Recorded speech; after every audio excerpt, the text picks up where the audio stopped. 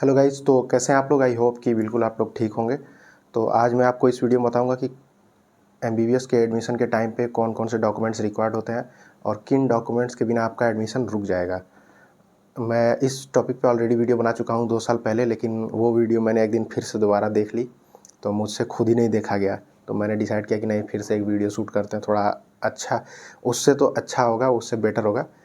तो आज मैं वीडियो शूट कर रहा हूँ आपको, इसमें मैं बताऊंगा कि कौन कौन से डॉक्यूमेंट्स रिक्वायर्ड होते हैं। और ख़ास तौर पे आप अगर बीआरडी मेडिकल कॉलेज में एडमिशन लेते हैं, जिसमें कि मैं अभी इंटर्नशिप कर रहा हूँ, तो उसमें क्या फ़ीस है वो मैं आपको इसमें बता दूंगा। ज़्यादा लंबी वीडियो नहीं बनाऊंगा, फटाफट से बता के आपको आगे बढ़ेंगे। तो सबसे पहले आपको डॉक्यूमेंट्स, जो इम्पोर्टेंट डॉक्यूमेंट्स होते हैं वो मैं आपको बता देता हूँ, जो कि जिनके बिना आप को एडमिशन लेने में दिक्कत हो जाएगी।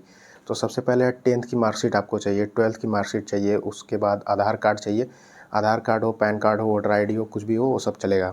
उसके अलावा अलॉटमेंट लेटर चाहिए, जो कि आपकी ईमेल आईडी पे भी आती है, और आप उसके वेबसाइट पे जाएंगे, ऑफिशियल वेबसाइट पे, तो वहाँ से एक अलॉटमेंट लेटर आएगा कि आपको कौन सा कॉलेज अलॉट हुआ है। वो आपको एक बहुत ही ज़रूरी डॉक्यूमेंट होता है। उसके अलावा आपको नीट का एडमिट कार्ड चाहिए और नीट का स्कोर कार्ड चाहिए। स्कोर कार्ड बोल लीजिए या फिर रिजल्ट बोल लीजिए, जो आपने एग्ज़ाम दिया था इस बार, वो चाहिए। उसके अलावा डॉक्यूमेंट वेरिफिकेशन रिसिप्ट आपको चाहिए। जब आप पहले तो हम लोग जब एडमिशन लेते थे तो ऑफलाइन जाके सेंटर पे कराना पड़ता था डॉक्यूमेंट वेरिफिकेशन, लेकिन अब तो ऑनलाइन हो गया है। तो ऑनलाइन होता होगा तो उस टाइम भी आपको कोई न कोई रिसिप्ट मिलती होगी, तो उसको आप अपने साथ प्रिंट करा के लेते आइएगा। प्रिंट करा के ले आइए, या फिर अगर आपके फ़ोन में भी है तो आप बाद में भी प्रिंट करा सकते हैं। उसके अलावा अगर आप पीएच हैं, फिजिकली हैंडीकैप्ड हैं, तो आपको उससे रिजर्वेशन मिलना है, तो उसका पीएच का सर्टिफिकेट होना बहुत ही ज़्यादा इम्पॉर्टेंट है। उसके अलावा कैटेगरी सर्टिफिकेट, क्योंकि आपको कैटेगरी से ही आपको रिजर्वेशन मिलेगा, नहीं तो नहीं मिल पाएगा। तो उसके वजह से, तो इसलिए आपको जो है कैटेगरी सर्टिफिकेट होना बहुत ही मस्ट है। उसके अलावा कौन कौन से डॉक्यूमेंट हैं, उसके अलावा जैसे ट्रांसफ़र सर्टिफिकेट।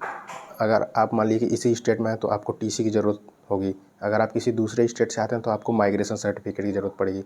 तो टीसी या फिर माइग्रेशन सर्टिफिकेट आपके पास होना चाहिए। अगर नहीं भी है तो आप क्या करते हैं, कुछ जगह पे कुछ बच्चे भूल जाते हैं या फिर किसी वजह से उनका नहीं बन पाता, तो यहाँ पे कॉलेज में एफिडेविट एक लिखवा लेते हैं कि आप इतने समय तक हमें एडमिशन होने के बाद आप ला के सबमिट कर सकते हैं। तो वो आपको चाहिए। उसके अलावा कैरेक्टर सर्टिफिकेट चाहिए प्रिंसिपल से।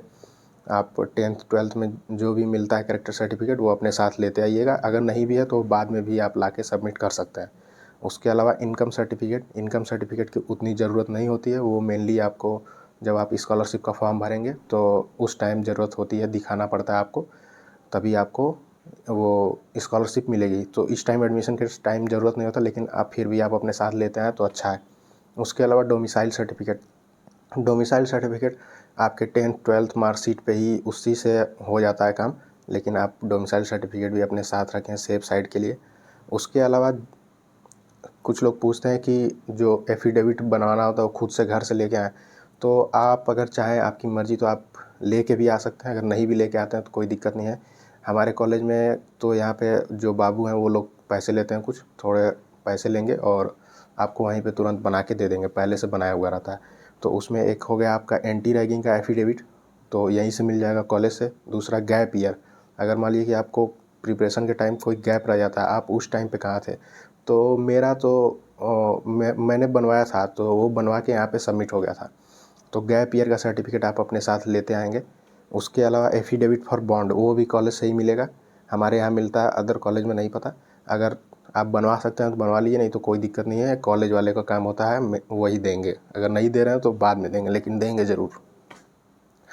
उसके अलावा आपके जितने भी डॉक्यूमेंट्स हैं, सबके 4-4 5-5 फ़ोटोकॉपी रखिए, क्योंकि ये जितने डॉक्यूमेंट्स मैं आपको बताया हूँ, ये सारे ओरिजिनल जो होंगे, ये आपके कॉलेज में सबमिट हो जाएंगे। और ये तभी मिलेंगे जब आप कॉलेज से पास आउट होके यहाँ से जाने लगेंगे, जब आपकी डिग्री मिलेगी तब मिलेगा। मतलब इंटर्नशिप कर लेंगे, उसके बाद ये चीज़ें डॉक्यूमेंट आपको मिलेंगी। तो उस टाइम बीच बीच में किसी काम के लिए आपको ज़रूरत पड़ता है, जैसे एग्ज़ाम आ गया, प्रोफेशनल एग्ज़ाम आ रहा है, या फिर किसी भी तरीके का आपको डॉक्यूमेंट्स का ज़रूरत पड़ सकता है बीच में, तो हमेशा 4-5 फ़ोटोकॉपी अपने साथ रखे रहेंगे, और उसको बार बार फ़ोटोकॉपी करके उसी से आपको काम चलाना है 5 साल तक। तो अपने साथ 4-5 फ़ोटोकॉपी अपने डॉक्यूमेंट्स के करवा लीजिए, वो रखे रहिए, आपको बाद में भी काम आएंगे। उसके अलावा पासपोर्ट साइज़ फ़ोटो कम से कम 20-30 फ़ोटो अपनी बनवा लीजिए, वो हमेशा काम आएगी। अभी एग्ज़ाम के एडमिशन के टाइम पे ही आपके कुछ खर्च हो जाएंगे, उसके बाद बीच बीच में आपको स्कॉलरशिप फॉर्म भरना हुआ, प्रोफेशनल एग्ज़ाम होगा उसका फॉर्म भरना हुआ, किसी भी चीज़ छोटी मोटी जगह होगी वहाँ पे आपको ज़रूरत पड़ेगी, तो आप 20-30 एक ही बार बनवा लीजिए, आप हमेशा के लिए फ्री हो जाएंगे। उसके अलावा कोई डॉक्यूमेंट नहीं चाहिए, यही जो मेन डॉक्यूमेंट थे यही थे सारे, मैंने आपको बता दिए। तो ये डॉक्यूमेंट आप लाना ना भूलें। ख़ास तौर पे मैं एक बार फिर से रिपीट कर देता हूँ, 10th के मार्कशीट, 12th के marksheet, Aadhaar card, PAN card, voter ID ये, या फिर उसके अलावा allotment letter, admit card, NEET का स्कोर कार्ड, डॉक्यूमेंट वेरिफिकेशन जो हुआ उसकी रिसिप्ट, और एक PH सर्टिफिकेट और कैटेगरी सर्टिफिकेट। ये बहुत ज़्यादा इंपॉर्टेंट डॉक्यूमेंट्स हैं, ये आपके होने ही चाहिए। अगर ये नहीं होंगे तो आपका हो सकता है एडमिशन रुक जाए। उसके बाद आपको बता देता हूँ कि फ़ीस कितनी लगती है कॉलेज में। लगभग ऑलमोस्ट यूपी के जितने सारे कॉलेज हैं लगभग इतना ही फ़ीस है। कुछ कॉलेज को छोड़ दिया जाए, जैसे जिम्स नोएडा, वहाँ पे ज़्यादा फ़ीस लगती है। तो हमारे कॉलेज में मतलब BRD मेडिकल कॉलेज की जो फ़ीस है मैं वो आपको बता देता हूँ। जनरल कैटेगरी की जो फ़ीस है वो है 42,000 रुपीज़, और OBC SC ST की है 33,000 रुपीज़। ये सिर्फ कॉलेज का फ़ीस है। मतलब इसमें से 10,000 रुपये आपका रिफंडेबल होता है। वो मिलता नहीं, वो अलग बात है, लेकिन रूल के हिसाब से देखा जाए तो रिफंडेबल होता है। और इतना फ़ीस तो आप सबमिट कर देंगे। उसके अलावा आपको बिजली का इलेक्ट्रिसिटी बिल सब लेके मैं आपको बताया हूँ। तो आपको मोड क्या है, मतलब आप कैसे पेमेंट करेंगे, तो आप DD बनवा के ले आ सकते हैं घर से, चेक ले आ सकते हैं, वो ज़्यादा आसान होता है। या तो फिर आप ऑनलाइन पेमेंट की भी हमारे यहाँ सुविधा है, मतलब UPI से आप पेमेंट करके उसकी स्क्रीनशॉट लेके उसको बाहर से प्रिंट करा के ला के उसको फिर सबमिट कर सकते हैं। तो ये हो गया, आपकी फ़ीस हो गई general category, OBC SC ST category की फ़ीस हो गई आपको 42,000, 33,000 OBC SC ST का। और इसके अलावा मेस का आपको अलग से चार्ज देना पड़ेगा, जो कि 3500 रुपये है। और बस इतना ही है। तो मुझे लगता है कि मैंने 2 इम्पॉर्टेंट चीज़ें इसमें कवर कर ली हैं।